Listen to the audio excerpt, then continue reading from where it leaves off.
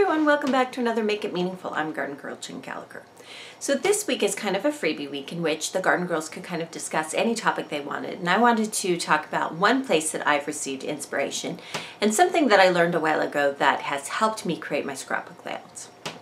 So I don't know if you are familiar with this show, but Project Runway is one of my favorite shows and has been for a long time. And what I liked about it is that they would take things from nothing. So weird materials, it could even be things that they got at a grocery store, things they got at a gift bag store, and they would create these amazing masterpieces from it. And I think scrapbookers are a little bit like designers on Project Runway. We are capable of creating amazing things from even sometimes the most simplest of supplies. Now, one of the characters that appeared regularly on the show was a man named Tim Gunn, and he used the phrase "make it work" all of the time. And he would use this for designers when they were getting discouraged, and he would encourage them by saying, hey, take whatever you have, make it work. So this week I am going to take a layout that I originally started. It was a 12 by 12 layout, and I decided I wanted to make it an 8.5 by 11 inch layout. And I do both sizes in my scrapbooks. So one way I made it work is that I peeled off some of those items and reconfigured the layout. Now I know we've all had layouts that we started that didn't work. So one way to make it work is to try a new format size or a new background paper. Another way that I make this layout work is that I take supplies that I already have, and by maybe snipping off part of a sticker or recoloring an item or rearranging it on my page or layering it, I find a new use for it. So we all have lots of things that we can use, and if we just learn to make it work, all of our layouts can make us happy, because sometimes when we're done we don't love it. But if we just learn to make it work and go with the flow, we'll learn to love all the layouts that we make. So let's go ahead and get started making today's layout. So to start with, I've pulled off a few pieces. I started assembling the layout and then wanted to show you some of the elements, but we're going to start with these Simple Stories pre-die cut shapes, and they already have the die cut backgrounds from them. If you don't have these silhouette die cut shapes, then you can definitely cut them from your silhouette machine. On one, I have placed a photo, and you can see it's torn a little bit from where I pulled it up once before, and I'm going to go ahead and cover that later, so I'm not worried about that. I also took a sheet of 12 by 12 pattern paper that had kind of a watercolor wash on it. It's a double-sided sheet of pattern paper from Echo Park Paper. Then I'm going to take this blue triangle, and when you are adhering one like this, you need to make sure that your adhesive can only be seen on the back, so you just need to be kind of strategic. And we'll slightly overlap the two pieces like this. So I'm letting these pre-die cuts do the work for me. Across the center of this layout, going vertically, I'm going to take some definition paper, and funnily enough, this is actually Christmas pattern paper, as you can see from the back, and it was just in my stash. Basically, you're going to want a piece of pattern paper that has a text or a definition if you're creating a layout that is similar to mine. We'll go again right down the center. Overlap that photo just a little bit. Kind of an off-centered grid design. Down the center of it, I'm going to take some washi tape. Just run this across it as well. You can see it is see-through. Just want to make sure that it is straight. And then you can trim off the top to match the top of that border. And then across the center of those two tapes, I'm going to add some pink tape from Villa Boulevard. It's kind of a bubblegum pink.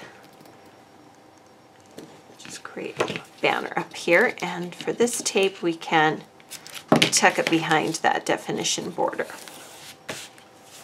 And then I'm going to add a tag. You'll notice that I have tied it with some crochet twine. It's a craft crochet twine. This is actually tag that came with the pocket, but I am only going to use the tag itself.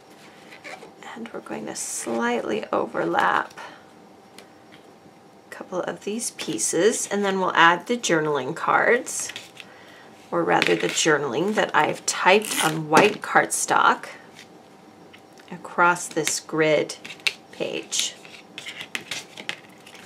And I've cut them into strips, bringing in some of the white. You'll notice some of the paper has kind of a craft background and some has white.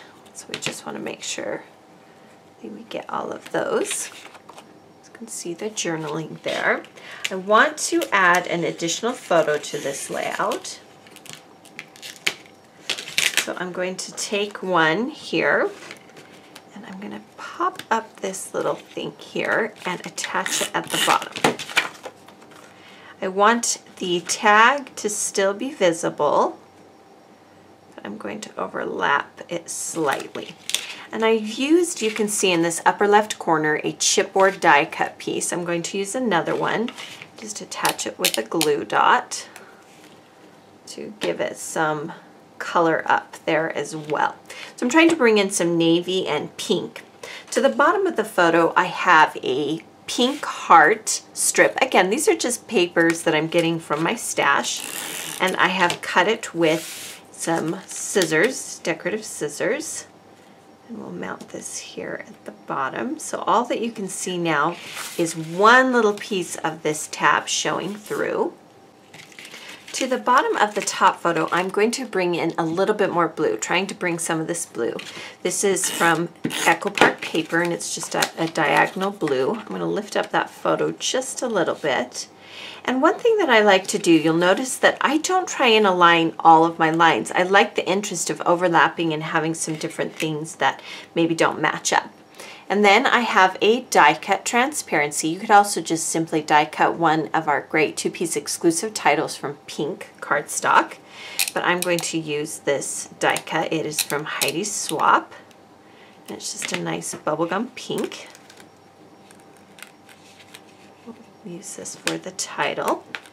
And then I'm going to use two different sizes of butterflies on this particular square.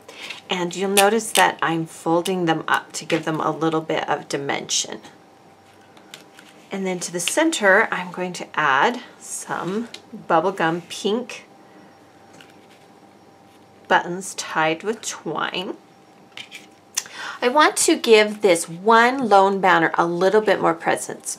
So what I'm going to do is I'm going to take this die cut and I'm going to place it behind the photo and behind that blue pattern paper.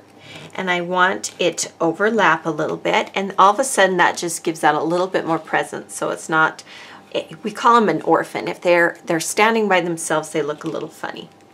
Now some flair that I have, Two Piece has a lot of exclusive flair badges. I'll just add some to the top of the layout here. And they have lots of different ones and they vary from month to month, so be sure to check them out as new ones are uploaded all the time. And then to finish it off, I'm just going to add this Hello Pink sticker, which I trimmed off from a leftover American Crafts sticker sheet. So I am all about altering what you already have on hand. So there you have a layout that it's kind of a freebie layout this week, but I wanted to do one that incorporated some fun things.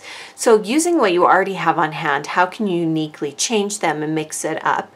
And then capture some memories that are special to you. And this particular day of my niece visiting was very special to us. So thank you for joining me for today's Make It Meaningful video. Be sure to subscribe to the Two Piece YouTube channel so you don't miss out on any of these videos.